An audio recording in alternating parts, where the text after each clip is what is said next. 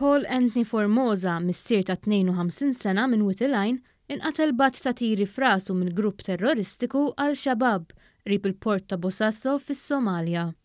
Formosa għamel ftit anqas minn 20 sena jaħdem fil-Port Ħieles ta' Malta bejn l-1993 u l-2011.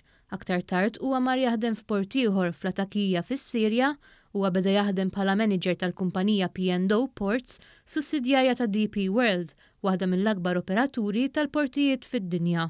Il-Governatur tar-Reġjun ta' Bari f'Puntland fis-Somalja, Yusuf Mohammed, qal li Formosa nqatel f'suq tal-ħut minn żewġ irġiel armati li għamluha ta' sajjieda waqt li kien fit-triqtu lejn ix-xogħol fil-port ta' Bosasso. Il-ġisem tiegħu der jitabba f'ambulanza u ttieħed fi sptar lokali iżda l-ġrieħi li ġarrab kienu fatali. Rapporti fil-midja Somala qalu li f'dan l-attakk ikkoordinat inqatel wieħed mill-persuni li kienu qed joffru servizzi ta' sigurtà lil Malti.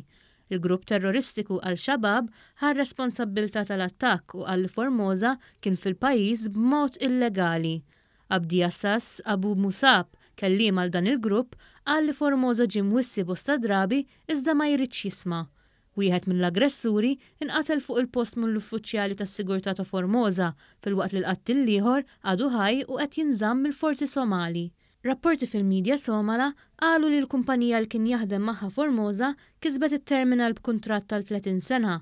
Qalu li din il-konċessjoni ma niżlet tajjeb xejn mar-residenti persuni tinqatel waqt protesta li saret kontra dan il-proġett. Fis-stqarrija l-Ministeru għall-Affarijiet Barranin qal li l-Gvern qed isegwi mill-qrib il-qtil ta' Formosa.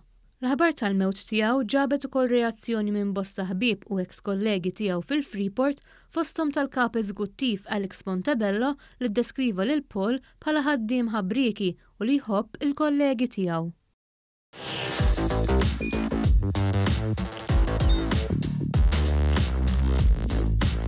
Idħol fuq one.com.mt u hemmhekk tista' tara l-programmi kollha li jxandru fuq One permezz ta' One Play.